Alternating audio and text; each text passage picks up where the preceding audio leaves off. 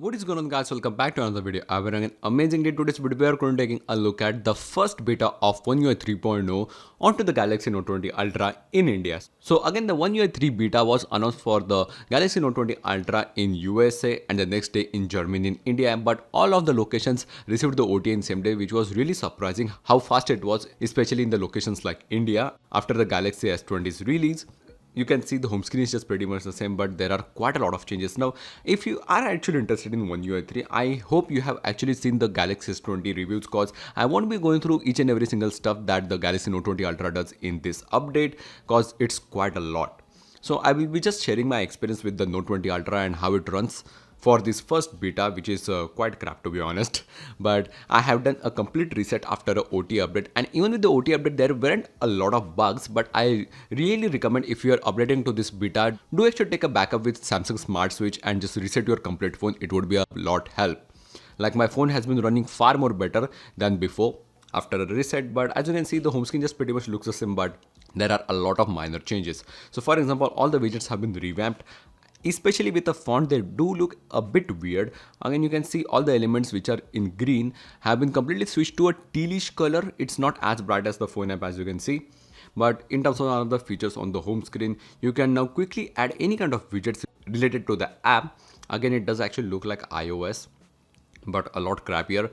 Again, all the elements do actually have a little blur, which is nice as Android 11 now natively supports blur, but it just doesn't work that great, at least for these first betas. But they have been revamping this for almost a month on the S20, so if you just go to the volume panel and stuff, yep, it does actually look quite weird and it's quite stuttery if you have a video playing behind it, like a Instagram story or normal videos. In YouTube, it doesn't matter a lot, but for example, this is your quick settings panel. I mean, it does actually take quite a lot of time to just get used to it. It does actually look quite dumb when compared to the One UI 2.5. One UI 2.5, I have to say, is one of the best Android OSs that you can get. But again, this is a quite noticeable change. But I don't like how they are just cramping all the quick settings each and every single update. So again, the clock goes in middle just like the One UI 1.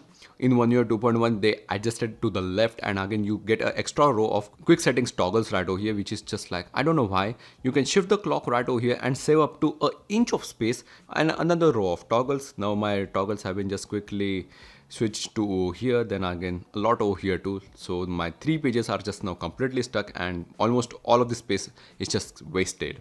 You no longer get adaptive power saving directly toggled. So in power saving mode, you directly have medium power savings, and for enhanced processing, you have high performance toggle right over here. So you do not get the power saving modes, which are much more better and crammed into one setting. I don't know what Samsung is doing right over here, but pretty much all the toggles are now much more skinny. Yep. There is nothing new added right over here. It's just pretty much all the same from One UI 2.5. But yeah, looks quite cleaner than before. Again, you might not like the blur. At least on the dark mode, it does actually look quite good. Like, look at that. You can get this look on the One UI 2.5. But just going through the apps and stuff, they have minor little changes. Like, for example, the recent apps panel does actually look quite more plain than before. I don't like this at all, to be honest. The icons over there were looking quite good. Even if you just go to the contacts, the icons for all the contacts are just now far less saturated. I don't know what's happening right over here. Yep, the UI is just completely glitched. Again, if you just quickly go through, oh no, you can't go through all the contacts. So if you just go through contacts app, let's just check whether it works. No, the side menu has been just completely removed. So if you just directly OT update and didn't reset, it's still there, but it just doesn't work. But yeah, the icons over here look quite bad. Again, the app opening speeds are just pretty much the same, cause the phone itself is very fast. Like UFS 3.1 is a massive upgrade, but yep, it has gone down. Again, there are micro stutters over here and there, which you can actually notice, cause it just drops from 120 fps to something like 40 to 60.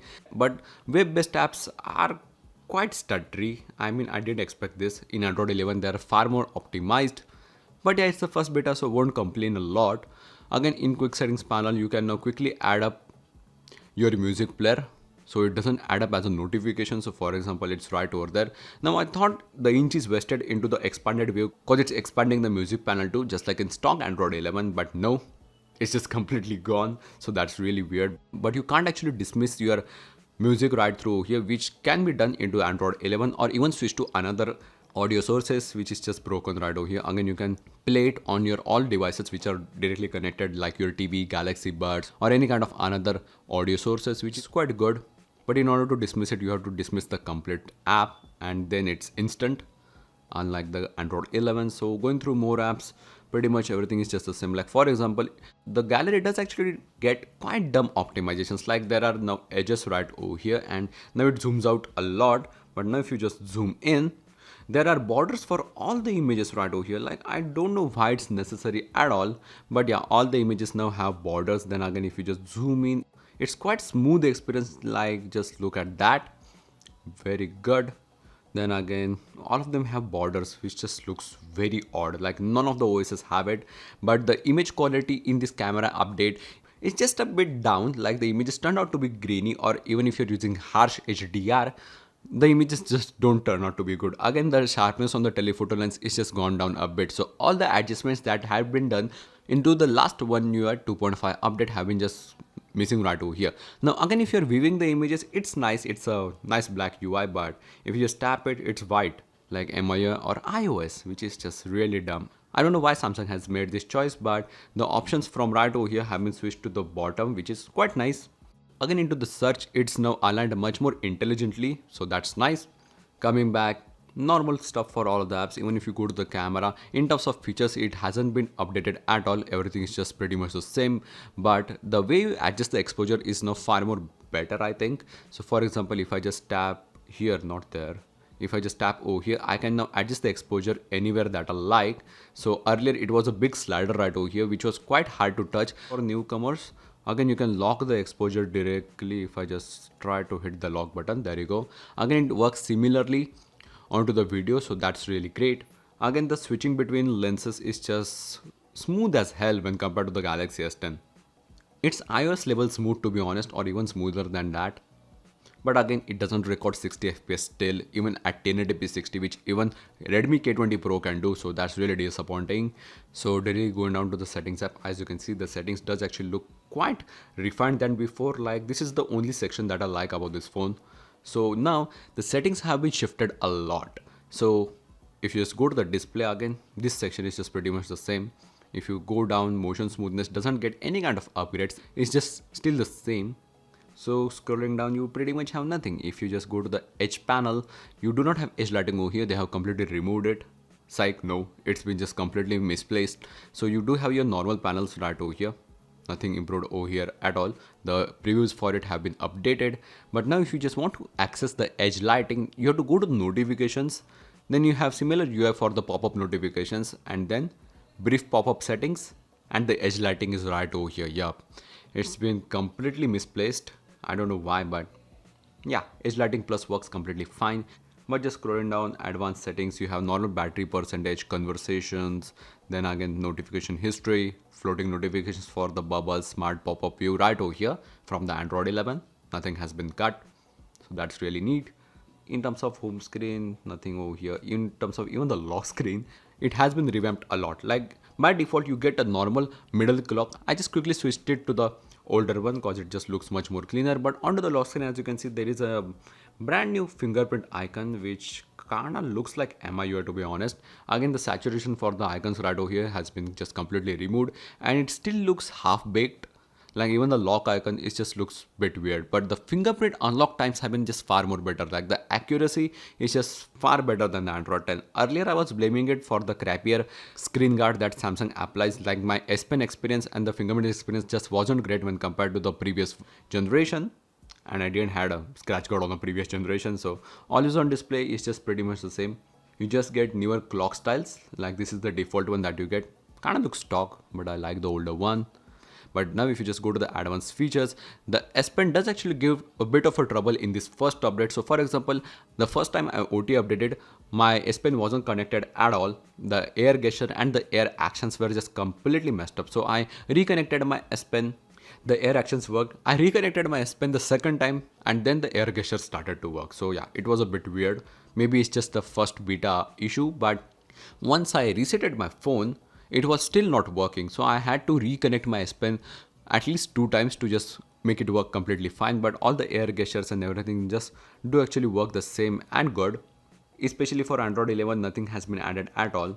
Like the haptic feedback does actually feel different from Android 10, but everything is just the same. I haven't tried Dex if there's any changes, but going down, motions and gestures, now you get double tap to sleep. So if you just enable it, you do not have to use your power button at all for any time. So for example, double tap to wake it, again there is a bit of a lag, double tap to sleep. Like it's so good if you're using a tablet like a Galaxy Tab S7 or even a massive phone like this. That's really good.